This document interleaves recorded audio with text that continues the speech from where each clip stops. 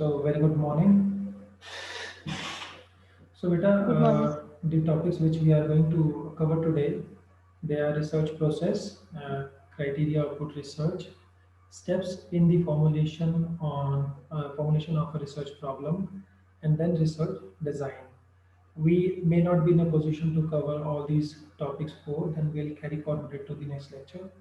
But we'll try to cover at least the three research process, criteria of good research, and step in the formulation of a research problems. So let us start with it.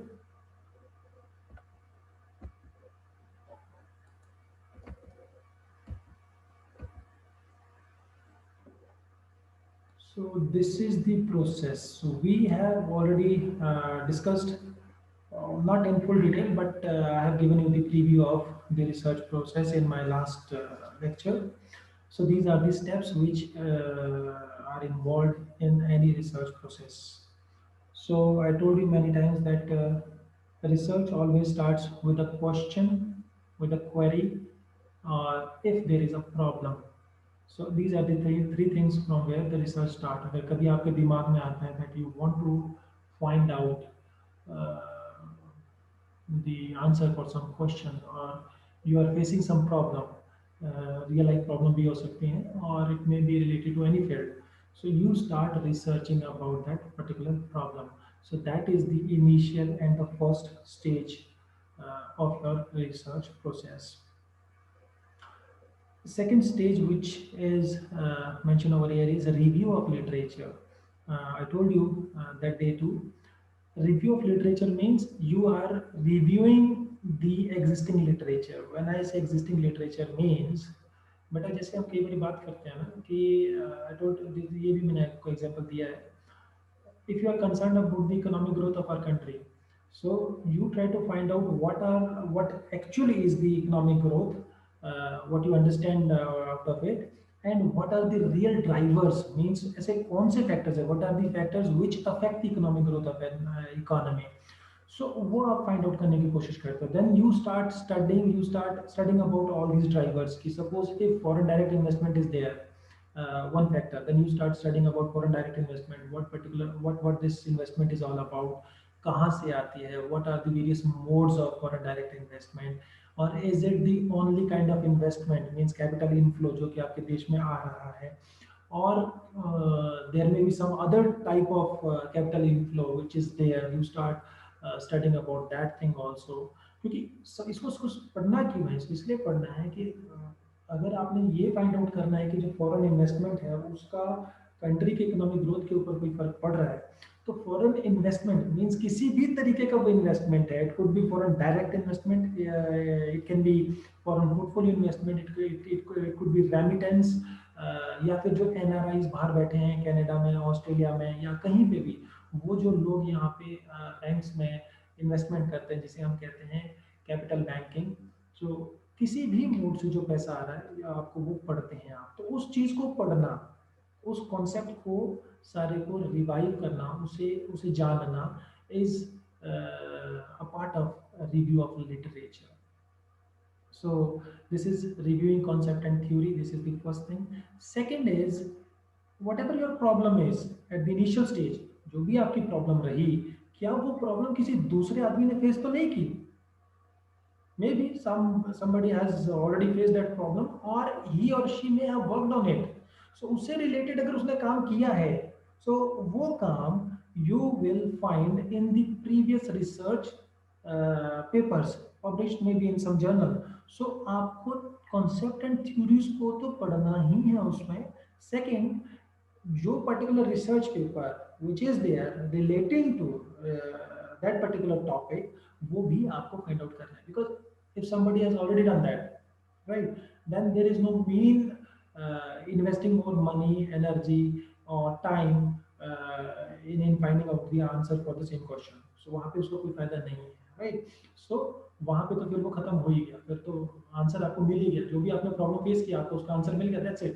तो यहीं पे वो and up हो गया. But if somehow you feel that there is a scope to find out something new in that, वहाँ पे कोई gap रह गया है जिसका आंसर आपको फाइंड आउट करना है, then you will move up to the next step. The next step is about raising the questions. Question कहाँ से रेज करेंगे, उस पर्टिकुलर प्रॉब्लम के बारे में what exactly you are trying to find out, क्या क्या ऐसे आंसर्स हैं जो आपको at the end of the research आप चाहते हो कि वो आपको पता लगें, तो आपको उससे रिलेटेड, उस प्रॉब्लम से रिलेटेड क्वेश्चंस रेज करने पड़ेंगे एट दिस स्टेप। तो वो आप सारे क्वेश्चन जो भी आपने रेज किए हैं, you will write down that these questions on a piece of paper, उसको आप लिख लेंगे, राइट। और you may formulate hypothesis. Hypothesis is generally ये क्वेश्चन का ही एक दूसरा फॉर्म होता है जो कि स्टेटमेंट बेस्ड रहता है कि what exactly you are trying to find out. So this is step number 3। Next step is research design. बेटा इसको हम डिटेल में इन अपकमिंग स्लाइड्स में हम इन्हें पढ़ेंगे। Research design is a very very important topic. अभी मैं just I am giving a preview of it. Research design is basically a blueprint, जिसको हम कहते हैं ना, हम घर बनाने लगते हैं, right. If you want to construct a building, so हम क्या करते हैं, we go to the architect, हम उसे कहते हैं that please prepare a map of the house. तो वो जो मैप बनाता है उससे क्या फायदा मिलता है, वो उसे ये फायदा मिलता है कि जो घर है वो एक प्लान्ड वे में बनता है, right. In a same way when you are conducting a research, so this research design is basically a blueprint of your research, right? It also involves sample design in it. So both the research design and sample design individually needs 3-4 lectures for each topic, so that will give you in our future lectures।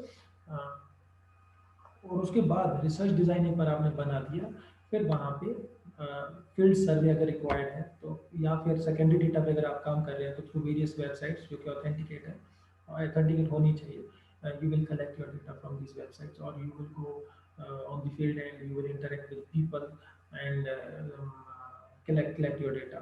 So your collection could be through telephonic conversation, it could be personal, through personal interaction, or through mail और electronic media के through भी हो सकती है। So कहीं से भी, but you at this particular step you use to collect data, and in this particular step analyse data. In this particular step what you'll do, you will apply statistical techniques, statistical methods on the data which you have. Now the question arises, why you do so? Simply because data tells you nothing. Data आपको कुछ नहीं बताता, it's you। Data आपको कुछ भी नहीं बताता बेटा, it's how you get the inference out of the data. और उस इन्फ्रेंस पे आने के लिए, इन्फ्रेंस होता है बेटा निष्कर्ष जो आप उससे निकाल रहे हो, उस निष्कर्ष पे आने के लिए you need certain statistical techniques, और जैसे कि correlation, regression, chi square, T test, F test, factor analysis, confirmatory factor analysis, vector error correction model. मतलब बहुत सारे तरीके के मॉडल्स होते हैं, आपको इनको अभी जानने की ज़रूरत नहीं है, जस्ट आपको इसलिए बता रहा हूँ बिकॉज ये है जिससे कि जो कि डेटा को प्रोसेस करके डिजायर्ड आउटपुट आपके सामने जनरेट करते हैं।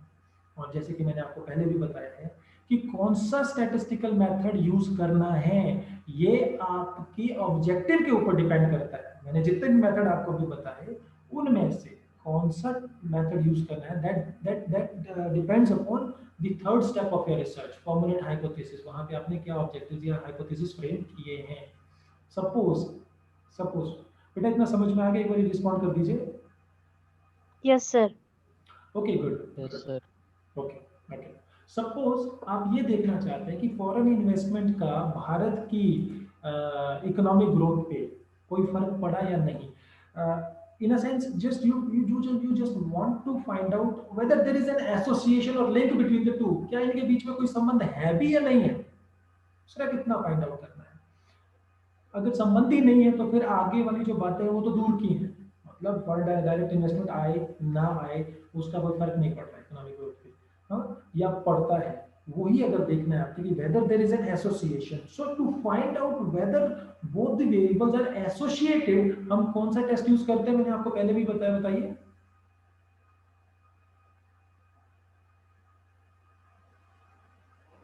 बताइए बेटा। Correlation sir. Perfectly right. Correlation. So हम कोरिलेशन टेस्ट यूज करते हैं, तो पता लग गया ना आपको कि आपका ऑब्जेक्टिव था एसोसिएशन फाइंड आउट करना, तो आपको पता लग गया कौन सा टेस्ट लगाना है। Suppose if you want to find out the causality, causality होती है बेटा कॉज एंड इफेक्ट, कि जितना फॉरेन डायरेक्ट इन्वेस्टमेंट आ रहा है उसके वजह से क्या मेरी इकोनॉमिक ग्रोथ नीचे जा रही है या इकोनॉमिक ग्रोथ ऊपर जा रही है या कहीं भी जा रही है, क्या उसका वो कुछ इफेक्ट जनरेट कर रहा है इकोनॉमिक ग्रोथ के ऊपर। सो उसके लिए हम लगाते हैं vector auto regressive test, vector error correction model test. वो बहुत एडवांस फॉर्म है थोड़ा, वो भी आपके लिए जरूरी नहीं है, जस्ट आपको हिंट दे रहा हूँ। जब हम प्रोडिक्टिबिलिटी चेक करते हैं, सपोज प्राइस का प्रोडक्ट की डिमांड पे कोई फर्क पड़ता है, और सपोज अगर मैं फ्यूचर में इतना प्राइस रखता हूँ, suppose over the period of time जो प्रोडक्ट का प्राइस था वो 40, 45, 43, 44, 45, 40, 50, 60 इतना रहा। अब मैं ये डिसाइड करता हूँ कि नेक्स्ट ईयर मैं इसका प्राइस, मुझे लगता है given all the factor of production और जो भी टैक्सेशन वगैरह रहेगा, मैं ये लेके चलता हूँ कि मैं इस प्रोडक्ट का जो प्राइस है वो 58 रुपीज़ में रखता हूँ। सो उससे जब मैं देखना चाहता हूँ तो मेरी डिमांड पे क्या फर्क पड़ेगा, मतलब मैं प्रिडिक्ट करना चाह रहा हूँ पुराने डेटा के बेस पे, जो over the period of time मेरे पास डेटा था, डिफरेंट प्राइसेस पे डिफरेंट डिमांड, जो स्ट्रक्चर जो डिमांड आई उसके बेस पे जब मैं प्रिडिक्टेबिलिटी कर रहा हूँ, तो बताइए प्रिडिक्शन के लिए कौन सा मेथड यूज करते हैं। Regression sir. Regression, perfect perfect perfect, good. So बेटा मैं यहाँ पे वो हम ये वो स्टेप इन्वॉल्व है एनालिसिस ऑफ डेटा, यहाँ पे हम वो सारे मेथड यूज करते हैं जो कि हमारे यहाँ यूज होंगे, और उसके उसके बाद हम उसको इंटरप्रेट एंड रिपोर्ट करते हैं, मतलब जो पूरी एक रिपोर्ट बनेगी कि क्या क्या हमने निकाला। Yes, we found that there is an association between the foreign direct investment and the Indian economic growth, right. So वो क्या है, हम रिपोर्ट कर रहे हैं, हम उसे इन्फ्रेंस निष्कर्ष पे आ रहे हैं कि हाँ भाई ऐसा होता है। सो बेटा ये एक कंप्लीट रिसर्च प्रोसेस है। सो चाहे वो ह्यूमैनिटी एंड सोशल साइंसेस है, चाहे वो मैनेजमेंट है, या और भी जो डिसिप्लिन है, ये जो पर्टिकुलर सीक्वेंस है ये ऑलमोस्ट सेम रहती है। ये सभी को समझ में आ रही बेटा? Yes sir. सिर्फ प्रियंका को ही आई? Yes sir. ओके, नीतीश को भी आ गई। What about Ritika Mehta? Yes sir, आ गया समझ। आ गया। Yes sir. सो अब हम आगे मूव करते हैं। अब ये देखिए इसमें एक और चीज़ है बेटा, जब भी हम जस्ट 2-3 मिनट में इसको फटाफट बता देता हूँ। जो प्रॉब्लम हम फेस कर रहे हैं या जो हमारे माइंड में क्वेश्चन आ रहे हैं, क्वेरी आ रहे हैं, अगर आप पीएचडी स्टूडेंट हो, सपोज अगर आप फ्यूचर में पीएचडी करते हो, तो ये first step and second step जो रिव्यू ऑफ लिटरेचर है, ये आप सुपरवाइजर की गाइडेंस में करते हैं। ये जस्ट ये आपके लिए नहीं है, जस्ट बता रहा हूँ आपकी नॉलेज के लिए। और सेकंड स्टेप आ जाता है आपका कि ये जो रिव्यू करना है हमें, रिव्यू ऑफ लिटरेचर, ये कहाँ से करना है।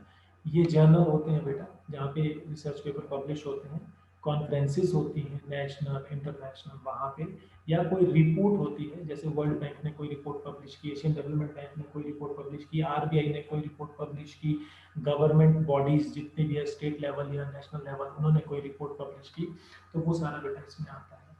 तो यहाँ से आप उसको देखते हैं। तो इस तरीके से ये सारी चीज़ें चलती हैं। अब नेक्स्ट चीज़ कि आप जो रिसर्च कर रहे हो क्या वो एक अच्छी रिसर्च है या नहीं है, कैसे पता चले, तो बेटा उसका भी एक क्राइटेरिया रहता है। देखिए ध्यान से समझिएगा, वो जो क्राइटेरिया है बेटा वो है सिस्टमैटिक, लॉजिकल, एम्पिरिकल और रेप्लिकेबल। इन चारों शब्द को बड़े अच्छे से समझने की कोशिश करना। बेटा सिस्टमैटिक का मतलब क्या होता है? सिस्टमैटिक का मतलब होता है एक ऐसी चीज जो एक पर्टिकुलर वे में ऑपरेट होती है। There is a system, right, means whatever you are doing that is in the in a structured form में है, स्ट्रक्चर्ड फॉर्म है। जैसे हमारी जो बॉडी है वो भी स्ट्रक्चर है एक तरीके का, कि जो स्केलेटन है, मुंडी अगर यहाँ नहीं होगी कहीं और होगी तो ऑब्वियसली वो अच्छा नहीं लगेगा, तो जो जहाँ पे वो ऐसे ही अच्छा लगता है। वैसे रिसर्च में भी जो सीक्वेंस ऑफ इवेंट्स है वो सारे स्ट्रक्चर्ड हैं। आप ये नहीं कह सकते कि जैसे मैंने आपको प्रोसेस बताया कि आप पहले डेटा कलेक्शन कर दोगे, देन उसके बाद you will decide the objective of your study, वो नहीं चलता। So it has to be in a systematic way, step by step ही चलता है, first thing. So if you are going systematically, your research is a good research. Second is logical. It has to be based upon certain facts, right? Logical का मतलब यही है, based upon certain facts, जिसको हम जिसको जिसको कहते हैं ना, जो न्यूमेरिकली फैक्ट्स पे या किसी फिगर के ऊपर बेस्ड हो, लॉजिकल हो, राइट? सो अगर रिसर्च लॉजिकल है, प्रैक्टिकल है, then it's a good research. Third, and very important point is empirical. Empirical का मतलब होता है बेटा, जैसे सपोज अगर कभी स्टार्टिंग में कभी किसी ने विदेश से पैसा इन्वेस्ट किया होगा किसी भी दूसरी कंट्री में अपने बिजनेस पर्पस के लिए, सो इनिशियली तो लोगों ने ध्यान भी नहीं दिया होगा, बाद में जब ध्यान दिया होगा तो सोचा होगा कि यार ये पैसा आ रहा है बाहर से, ये अपने फायदे के लिए आ रहा है उसका, या देश के फायदे के लिए भी यूज होगा ये, राइट? और जिस देश में वो पैसा आ रहा है, तो धीरे धीरे लोगों ने क्या किया, उसके बारे में सोचना शुरू किया। फिर जो वो थ्योरी प्रपोज करते थे, जो भी उसके बारे में बोलते थे, हम उसे कहते हैं थ्योरी प्रपोज करना। तो बेटा इनिशियल लेवल पे हम कहते हैं कॉन्सेप्चुअल बिल्डिंग होती है, उन कॉन्सेप्ट को बिल्ड किया जाता है बाय प्रपोजिंग थ्योरीज। डिफरेंट लोग डिफरेंट तरीके की थ्योरीज प्रपोज करते हैं। Some says okay it may be beneficial, some says it may not be beneficial to any economy, to foreign investment है। सो उसके बाद जब डेटा आता है over the period of time कि कितना पैसा कब कब आया, और उसके साथ साथ इकोनॉमिक में जीडीपी का हमारा क्या आंकड़ा रहा, सपोज अगर जीडीपी को आप इकोनॉमिक ग्रोथ का पैरामीटर लेते हैं, तो क्या दोनों पैरेलली बढ़े, क्या दोनों प्रोपोर्शनेटली बढ़े, या दोनों उल्टे, एक बढ़ा दूसरा घट गया, इस तरीके से कुछ हुआ। तो बेटा जो हम मैथमेटिकली टेस्ट करते हैं डेटा के ऊपर, हम कोई स्टैटिस्टिकल टेक्निक यूज करके जो वेरिफिकेशन करते हैं, हम उसे कहते हैं empirical investigation, empirical testing. So if we can do empirical investigation, or if we are doing empirical investigation in our research, और रियल लाइफ सिचुएशन को हम लेकर उसे कुछ रिजल्ट्स को वैलिडेट कर पा रहे हैं, तो वो एक अच्छी रिसर्च हुई। तो that is one of the criteria for good research. ये समझ में आ गया बेटा? Yes, sir. It has to be systematic, Yes, sir. it has to be logical, it has to be empirical. Fourth is beta replicable. Replicable means I can replicate the same research on somewhere else.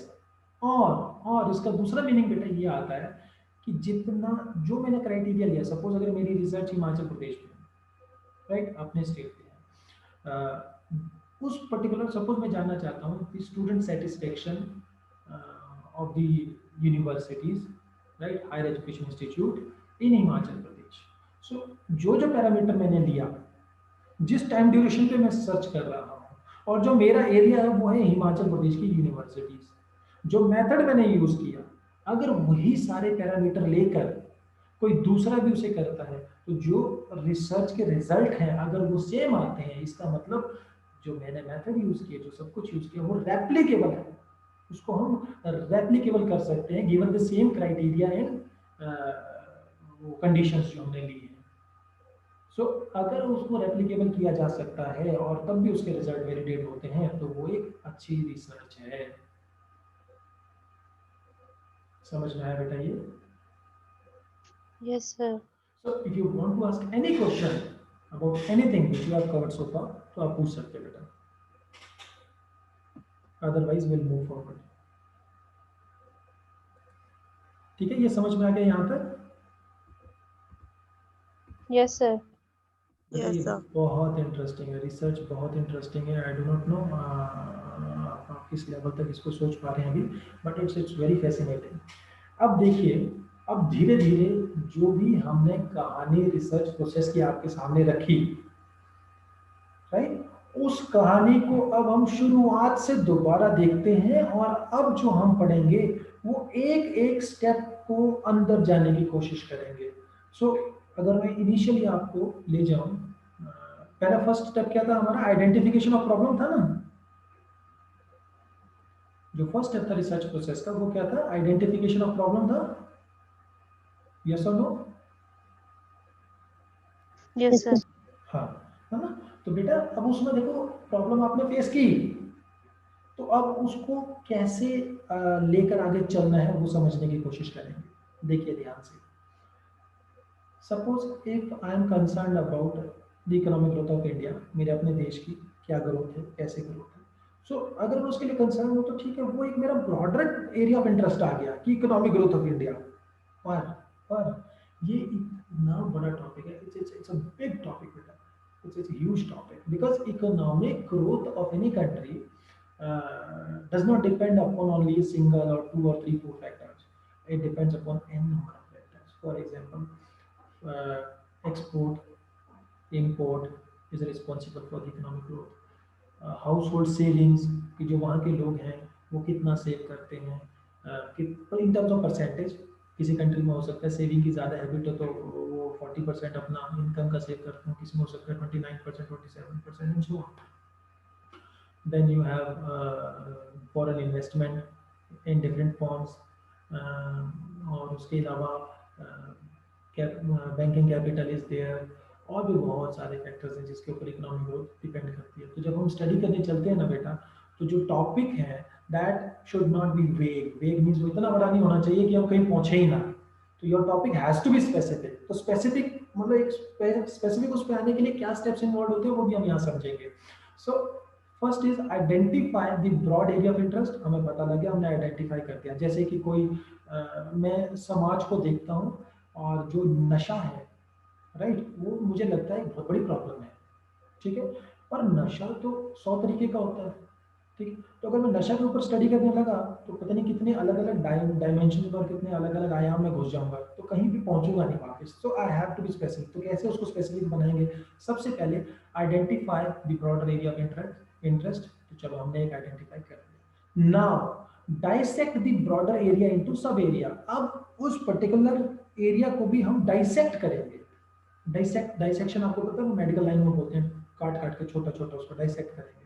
Then select a सब area और areas of study. अब उसमें से जो उसको हमने dissect किया उसमें से विल चूज वन और मे बी टू और थ्री, जस्ट लिमिटेड एरिया ना, उसमें से हम लेंगे, है ना। और उसको हम एलिमिनेट करेंगे धीरे धीरे। तो जो लास्ट में जो एक दो बचेगा या एक ही बचे तो बहुत अच्छा, उस एरिया को हम पकड़ लेंगे।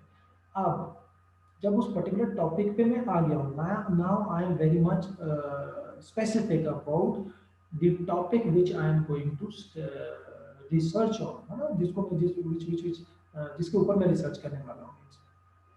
सो अब raise a research question that needs to be answer. उस पर्टिकुलर टॉपिक के विद रिस्पेक्ट टू जो जो मुझे आंसर चाहिए उससे रिलेटेड मैं अपना क्वेश्चन रेज करूंगा, right. Then formulate objective, assess these objective to ascertain their feasibility and double check the entire process। बेटा एक बात याद रखना, मेरा ऑब्जेक्टिव हो सकता है कि मैं ये देखना है कि चांद के ऊपर कितने गड्ढे हैं, राइट, हो सकता है कि नहीं हो सकता। पर सेकंड लाइन क्या बोलती है कि ascertain their feasibility, कि हमें ये भी देखना है कि वो फिजिबल है भी कि नहीं है। भाई मेरे लिए चांद पे जाना फिजिबल नहीं है, तो कोई भी ऐसा मैं ऑब्जेक्टिव ना लूं जो फिजिबल ना हो। समझ रहे हैं आप सब ये? Yes, sir. ठीक है। आज मैं सोचता हूँ कि मुझे स्टडी करनी है, आजकल वहाँ पे बहुत चला है अमेरिका में ब्लैक वर्सेस वाइट। अभी डोनाल्ड ट्रंप के टाइम पे भी ब्लैक लाइफ मैटर्स वाला मूवमेंट चला था। सब कुछ मुझे उसके ऊपर स्टडी करनी है। ये हमारे एरिया में भी आता है, ह्यूमैनिटी एंड सोशल साइंसेज और मैनेजमेंट में, राइट। सो अगर मुझे उसके ऊपर स्टडी करनी है बट आई नो मेरे पास इतना पैसा नहीं है और मुझे लगता है कि मैं वहाँ पे पहुँच भी नहीं सकता, तो ऐसा ऑब्जेक्टिव ना लूँ जो कि फिजिबल हो ही ना, ठीक है। तो जो भी हो उसको हमें फिजिबिलिटी टेस्ट भी करनी है। अब ये जो सारी चीजें मैंने आपको बताई, अब मैं फटाफट आपको एक बार दोबारा से इसको प्रैक्टिकली बताता हूँ कि ये कैसे चलता है। ये देखिए एल्कोहलिज्म, ठीक है, ये आइडेंटिफाई कर दिया आपने कि ये प्रॉब्लम है। सेकेंड इज डाइसेक्ट, क्योंकि बहुत बड़ा टॉपिक है। Now you need to dissect this problem. इसको आप इस तरीके से भी कर सकते हैं that you just want to find out the profile of alcoholics, कि कितने कितने तरीके के ये होते हैं, नशेड़ी बोल सकते हैं जैसे हम लोकल लैंग्वेज में से, राइट। देन आपका सेकंड हो सकता है कि आपका जो कंसर्न है that is to find out the causes of alcoholism. आपने सिर्फ इतना पता करना है कि क्या कारण है, कि ये इस तरीके से नशा जो है वो इतना वो हो रहा है। वो आपका एक और हो सकता है एरिया, आप डाइसेक्ट करो ना उसको, टोटल टॉपिक को छोटे छोटे उसमें। थर्ड हो सकता है the process of becoming an alcoholic, कि क्या प्रोसेस रहता है, कब, at what level of the age, या किस एज ग्रुप में वो ज़्यादा इंक्लाइंड हो जाते हैं नशा करने के लिए, लड़का भी हो सकता है लड़की भी हो सकती है जो भी। फोर्थ हो सकता है the effect of alcoholism on the family community attitude towards alcoholism, the effectiveness of a treatment model etcetera. आप इसमें भी कर सकते हो इफेक्टिवनेस, पर ये मेडिकल वाला करेगा ज़्यादातर अगर आप देखेंगे, effectiveness of the treatment models. ठीक है बेटा, डाइसेक्ट कर दिए। नाउ अब इसमें से you will select one topic of your interest. Suppose आपने सेलेक्ट कर दिया effects of alcoholism on a family. अब नेक्स्ट स्टेप क्या था, raise question about that, means what exactly you want to find out. तो क्वेश्चन हो सकते हैं, what impact has alcoholism on the marital relation, how does it affect the various aspects of children's lives? Third, maybe what are the effects on the family's finances? समझ रहे हैं बेटा? सो इस तरीके के आप और भी बहुत सारे क्वेश्चंस रेज कर सकते हैं। क्यों, पर क्वेश्चन किस पे रेज करते हैं, इन सब पे नहीं, इस पे नहीं, सिर्फ इस टॉपिक पे जो आप सेलेक्ट किया, effect of alcoholism on the family. Clear है बेटा इतना? Yes, sir. Yes, sir. Okay. अब बेटा एक बात याद रखना, जो क्वेश्चन रेज किए होते हैं वही हमारे ऑब्जेक्टिव बन जाते हैं। फर्क सिर्फ इतना है कि क्वेश्चन हमेशा व्हाट, वेयर, हाउ, व्हाई इस फॉर्म में रहेंगे। ऑब्जेक्टिव हमारा टू से स्टार्ट होता है, क्योंकि हमें वो करना है, उसे फाइंड आउट करना है। तो ये हो सकता है to ascertain, to identify, to understand, to find out, to investigate, इस तरीके से। तो देखो सेम ऑब्जेक्टिव्स हमने यहाँ पे लिखे हैं, पर किस तरीके से लिखे हैं, to find out the effect of alcoholism on the family, specific objectives है ना, to ascertain the impact of alcoholism on marital relation, वही सेम चीज बट थोड़ा तरीका बदल गया लिखने का। ठीक है, next step is make sure. अब आपने क्या मेक श्योर करना है, द वर्क इन्वॉल्व, कितना उसके अंदर काम इन्वॉल्व है, पॉसिबल है या नहीं है वो भी देखना है। टाइम कितना लगेगा वो भी आपको पहले से पता होना चाहिए, ऐसा ना आप प्रोजेक्ट ले लें 10 साल का और दे ना पाओ 2 साल भी, सो दिक्कत होगी। कितना पैसा इन्वॉल्व है, और क्या आपके पास एक्सपर्टीज भी है, टेक्निकल एक्सपर्टीज भी है जो आप प्रोजेक्ट लिया उसको करने को, उसको उसके लिए। सो ये सारी चीजें बेटा आपको पहले से ही देखनी है, तो मेक श्योर करनी है। Last step is double check. Double check क्या करना है, जो भी आपने पूरे ये स्टेप्स लिए हैं इनको डबल चेक करना है, क्योंकि these steps are going to be the foundation stone of your future research or further research. So क्या देखना है इसमें, that you are really interested in this study, आप इंटरेस्टेड हो, क्योंकि it will take time. Bore हो गए बीच में तो छोड़ दोगे, अच्छा नहीं रहेगा, you will waste your energy, time and money, right. Second is that you agree with the objective. Third is that you have adequate resources, you have money to complete this project, you have time to complete this project, और बाकी चीजें। and the last, the most important thing, whether you have the technical expertise to undertake this study or not. So ये बेटा 7 steps हैं जो कि आप use कर सकते हो इन formulation of a research problem. बेटा ये समझ में आ गया आपको? Please ask question if you have related to any of these slides or any of the topic which we have covered today. समझ में आ गया सभी को बेटा ये? Yes, sir. Interesting sir. है कि नहीं है? Yes, sir. Okay, okay. So I think this is it for today. ज़्यादा भी बहुत ज़्यादा ओवरलोड नहीं करना चाहता मैं, इतना काफ़ी आज के लिए। Yes, sir. Okay. तो एक काम करते हैं, एक बार फटाफट इसको सबको रिवाइज कर लेते हैं जो हमने किया है आज। सबसे पहले प्रोसेस हम क्या करते हैं, डिफाइन रिसर्च प्रॉब्लम, और कैसे डिफाइन करें ये पर्टिकुलर स्टेप है जो हमने अभी लास्ट में किया, जो अब आपको पता है। सेकेंड, रिव्यू ऑफ लिटरेचर, पुराने लिटरेचर को स्टडी करना, पुराना इन द सेंस मतलब जो जस्ट अभी से पहले जो काम हुआ पड़ा इसके ऊपर वो सारा देखना। Then formulate hypothesis, design research पूरा का पूरा। then the research design means a blueprint of your research, what exactly you are going to conduct your research, वो आपका है research design। and then collecting data, मैंने आपको पहले ही बताया है there are different ways of collecting data and data के क्या types हैं, what kind of data is involved in your study, वो भी आपको पता होना चाहिए, whether your study is going to be on primary data or maybe on secondary data. ये याद है आपको बेटा primary और secondary data क्या होता है?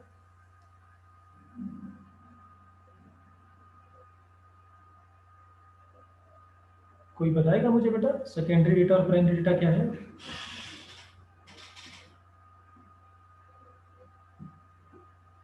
रितिका?